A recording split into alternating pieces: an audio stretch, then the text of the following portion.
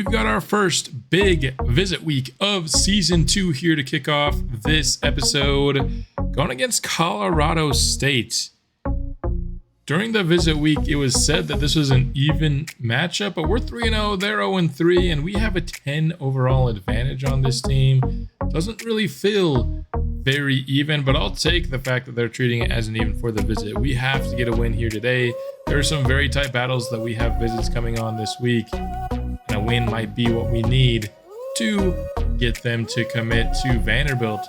Of course, we did not end the last episode going against Colorado State. We ended it in week 4 against Georgia State, where we would end up with a 42-14 victory here.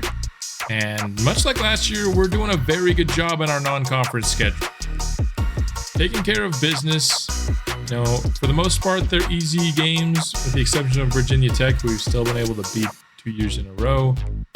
Nate Johnson, nothing spectacular here passing yards wise. Kylan Young, really good game on the ground. Nate Johnson did actually run into touchdowns here. Here are receiving stats, not much to do there either. So statistically, not the biggest game ever. We did get 2 interceptions, which is actually really important. We had a corner lock us out due to playing style because we had no interceptions. 2 in this game, put him back, willing to talk to us. So we put more points back into him and Ramon Hentges. So with that being said, time to hop into our first big visit week here of season 2.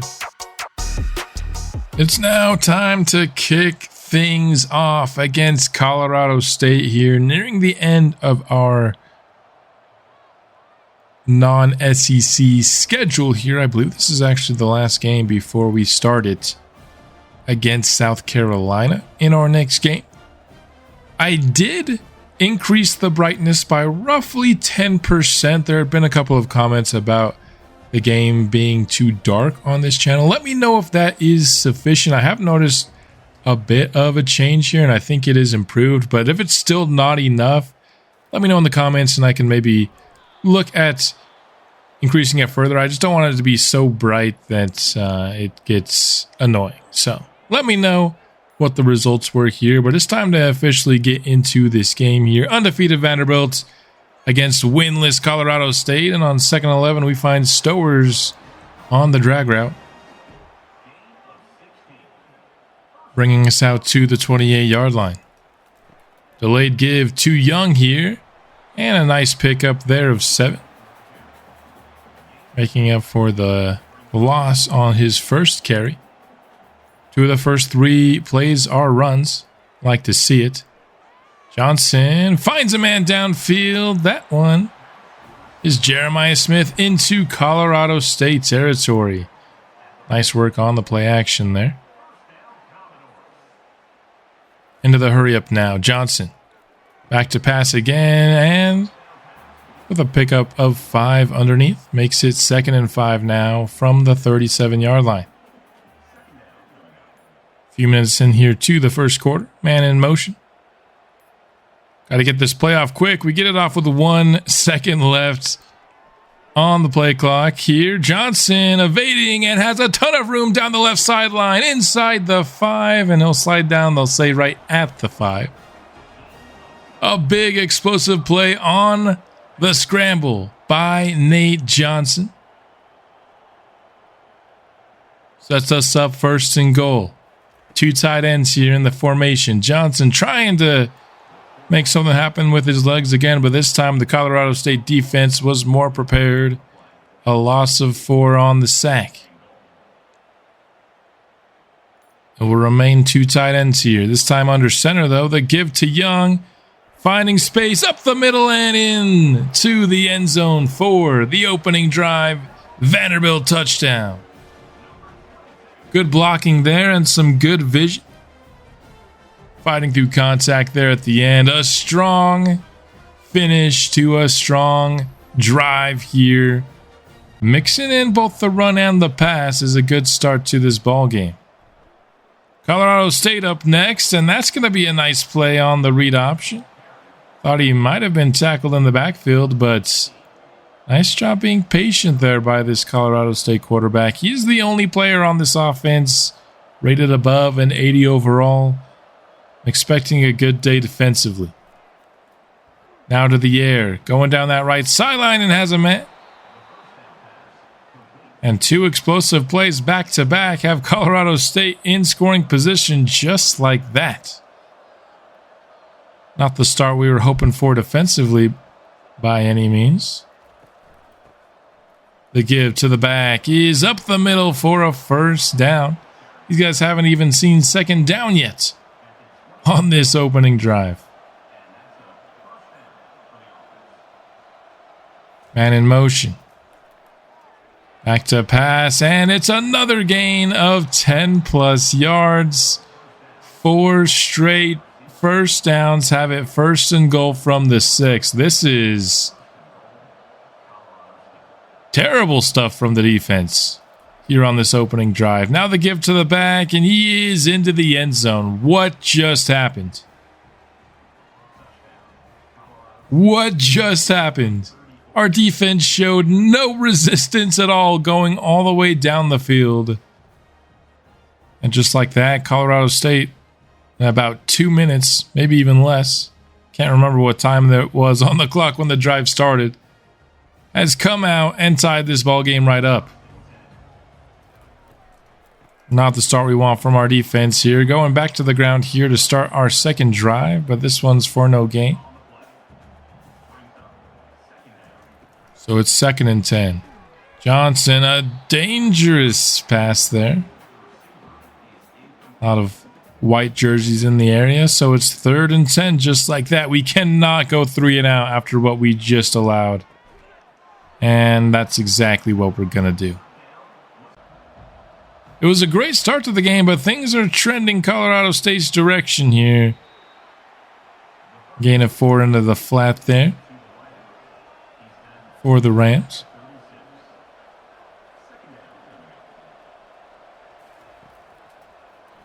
Second down, back to the air. Another short completion here. This one's just going to pick up 2, so the defense has a chance to get right back off the field.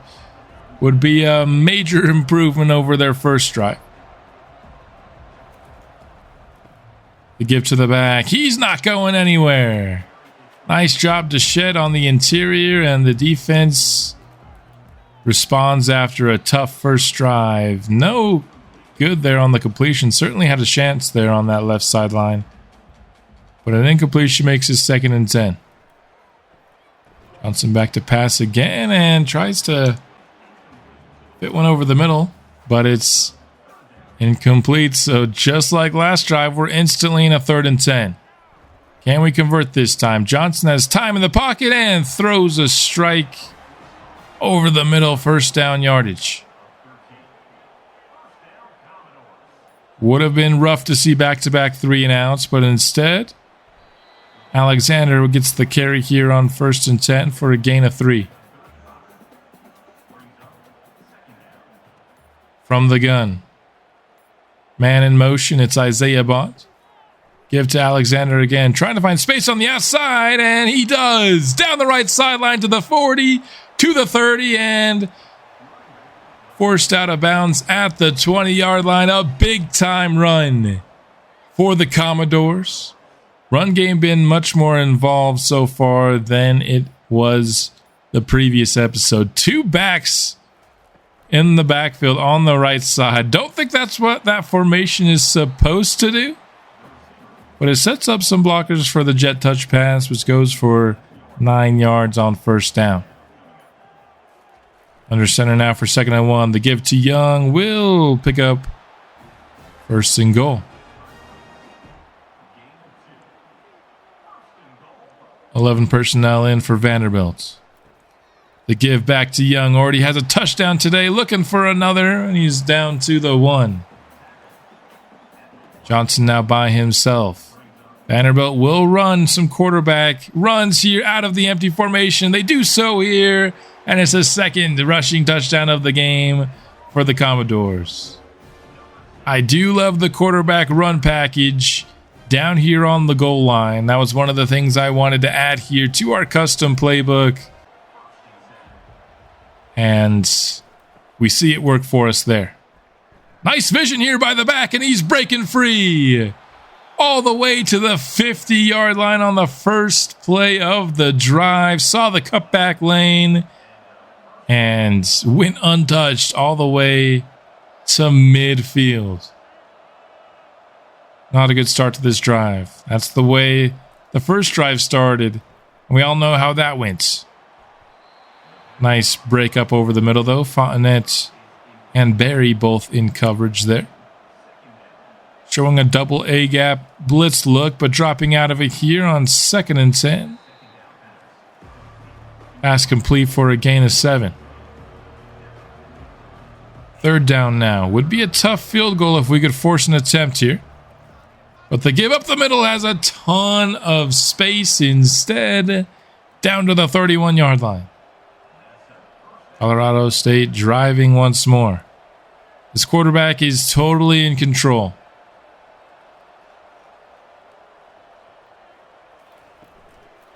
Jet touch pass to the receiver.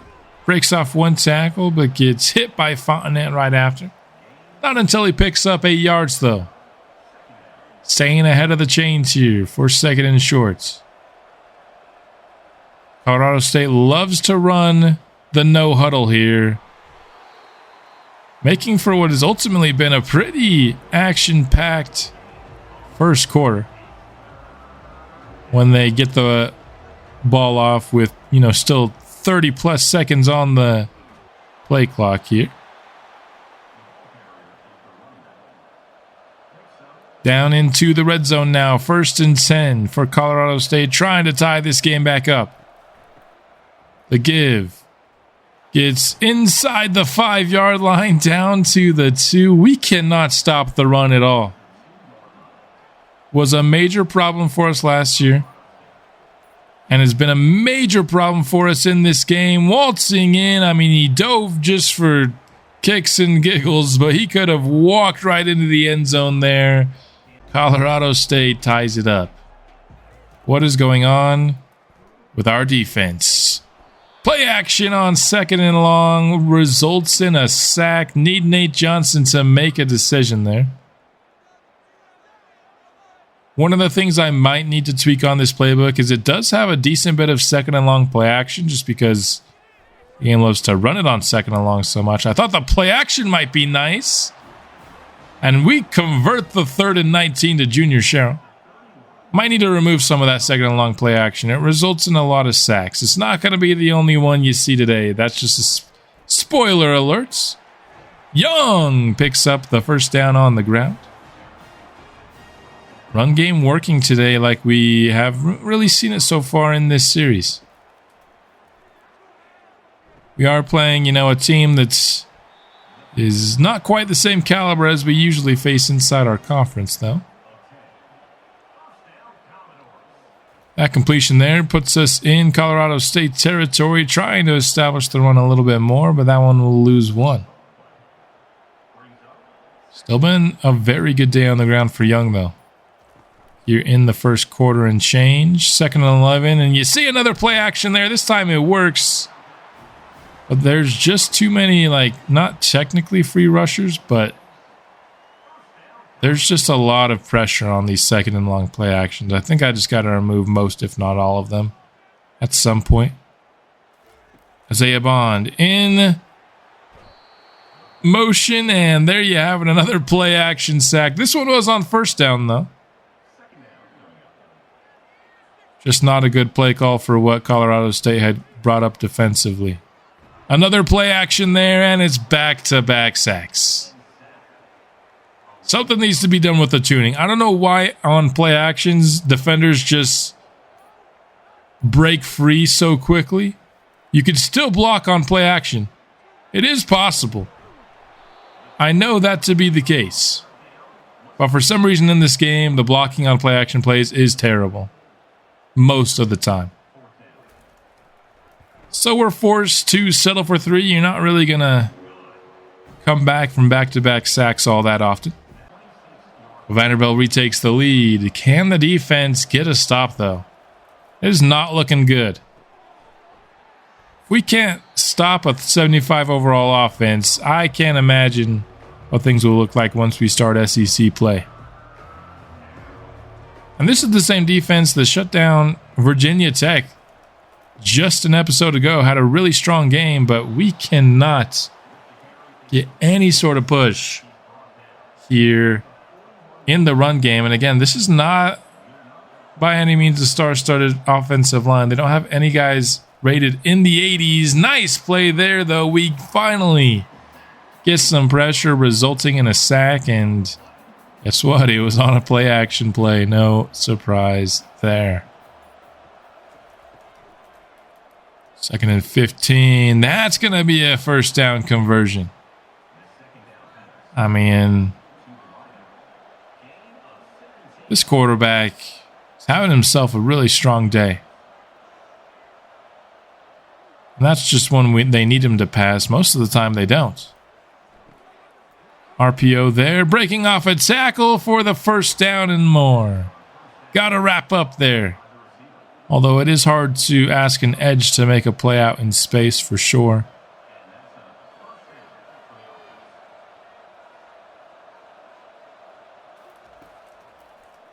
Play action. Downfield throw over the middle is broken up, trying to fit it between two defenders there for Vanderbilt. Patterson and Fontenette there to force the incompletion. This run going nowhere, and he dropped the ball on the ground. Vanderbilt is on top of it. Another promising drive here for Colorado State, but it ends with a turnover. Vanderbilt's defense needed to come up with a big play, and there you have it. Forcing a turnover here, Demarion Thomas, sophomore DT, redshirted last year, coming in and making a nice play for us here in this ball game. About halfway through the second quarter now. Young loses one on the carry.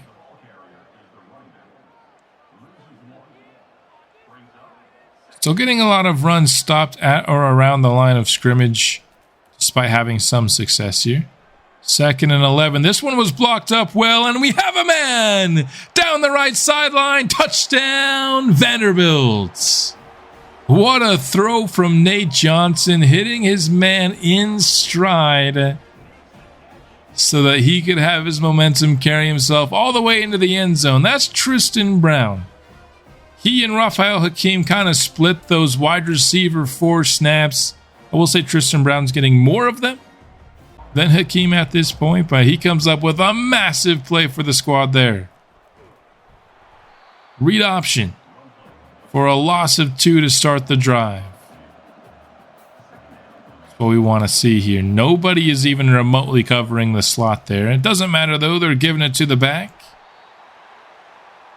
Once again, stopping them for a loss. I'll call it no gain, but I think it was at least a loss of a half a yard. Setting up screen here. 3rd and 12. Carter can't make the tackle, but he slows them up enough for the defense to rally, and we force a punt. Force fumble into a punt. Defense starting to look a little better here. Isaiah Bond with the reception over the middle. Nate Johnson already with 234 yards today. Having a massive touchdown will certainly help with that. 1st and 10 from the 22. Tight end crosses the formation here. Fake the give. Johnson has a man downfield. It's Isaiah Bond. 2nd consecutive catch and the 2nd consecutive 2-play touchdown drive by Vanderbilt. And we have 31 points in the first half, and there's still 5 minutes left. I think the fact that Colorado State runs a lot of the hurry up is leading to a lot of plays being run here in this first half. Might need to be something that we look into here for this series. We might need to nerf the quarters just a little bit. That was almost the craziest interception I've ever seen by Dante Carter. Couldn't keep his feet in bounds, though. I was wondering if it counted as an interception, but instead it's 2nd and 10. Play action. Has a man over the middle for Colorado State. Catch and run yardage to the Vanderbilt 32. CSU driving once again. Looks like an RPO there. It'll be incomplete.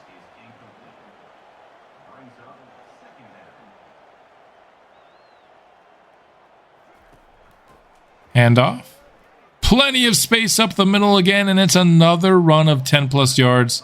And these runs, it's not like the running back is forced to make people miss or break tackles. This guy's not getting touched until he's more than 10 yards downfield way too often in this game. He made a couple of big signings. One of them's in the game right now. Trevante Baldridge did a good job setting the edge on that play. But we still need a lot of help, and I guess just these freshmen that we got in this last class need development as well. Hard to, expect a freshman to become an elite defensive lineman as a freshman, but geez. On 3rd and inches, Colorado State converts here, so we're down under 4 minutes. They're slowing things down here at the goal line, trying to make this the last score of the first half. I can respect it. They have not shown the ability to stop Vanderbilt's offense much, with the exception of the 1 3-and-out, and that one time they forced a field goal. 2nd and goal. That run's going nowhere. Run D tightening up here at the goal line. Look at all the Vanderbilt defenders there at the line of scrimmage. To the end zone. Touchdown, CSU. Nice methodical drive from them here on this one. Makes it a 10-point game, but there's still 2:12 remaining, and if there's anything we've seen about this offense, they'll certainly have time to add something on the board here. Play action. Isaiah Bond again. He's had himself an excellent second quarter, and just like that, we're bordering on scoring range following the 2-minute warning. Johnson to Sherrill for a first. He goes down pretty much right at that first down marker. Now in field goal range. And almost intercepted there. Great coverage by 22. Just didn't have the hands to complete the turnover. Johnson incomplete for Sherrill that time. Sometimes they cut to the next play so fast that if you can't see their number clearly, you don't really know who the play is to all the time. Wish they didn't do that there, and we'll be settling for a field goal. We did not take pretty much any time off the clock. That was literally a 30-second drive. We got one big play and then didn't do anything really after it. Didn't burn the clock out at all, so now it's CSU with a chance to respond. This first half has not lacked for action. 21-34, and we're not even done. That's kind of wild.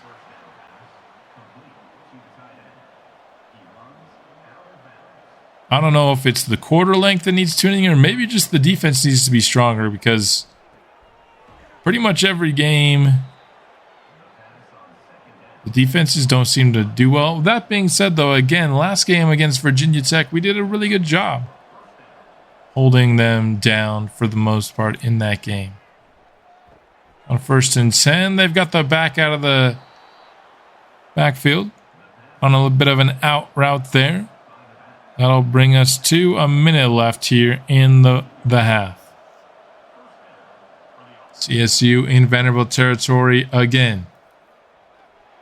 Back to pass, taking the check down for 4 yards there.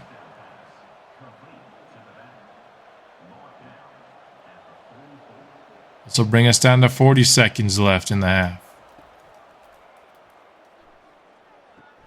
Going again the safe route this time. The man gets out of bounds. So we'll stop the clock at 36. CSU on that borderline scoring range again. Calling a timeout after a short gain. He's becoming check down Charlie here. In the final parts of this half. They'll take that as long as they can avoid the turnover. Get some points, I think, is the goal here of this drive. Plenty of time to throw, and it is underneath. The clock will continue to run. That one pretty much picked up nothing. It would have been a better idea just to throw it out of bounds. This one going to be picked off. Ellis Robinson jumps the routes, and he might go all the way to the 30, to the 20, to the 10, and house call Ellis Robinson. 77 yards on the pick six. If you throw the check down, every single play, eventually the defensive backs are going to react to it. And that's going to make it a 41-point half for Vanderbilt. Offensively, and of course including the pick six, it really feels like we're playing a team that's 10 overall lower than us. Defensively, at times it has not felt that way, but this first half did not lack for big plays by any means. 2 big turnovers by Colorado State. Some explosive scoring drives. 2 scoring drives of 2 plays as well. Just a lot of stuff going on in this game.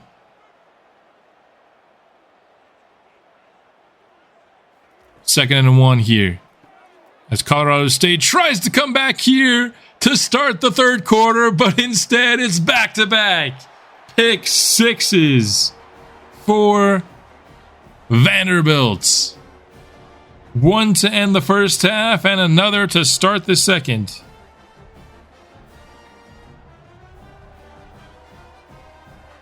That one is pretty much, I think, going to put this game out of reach. Yes, the Colorado State offense has shown the ability to kind of punch us in the mouth, but we're just going to show the scoring plays from here on out.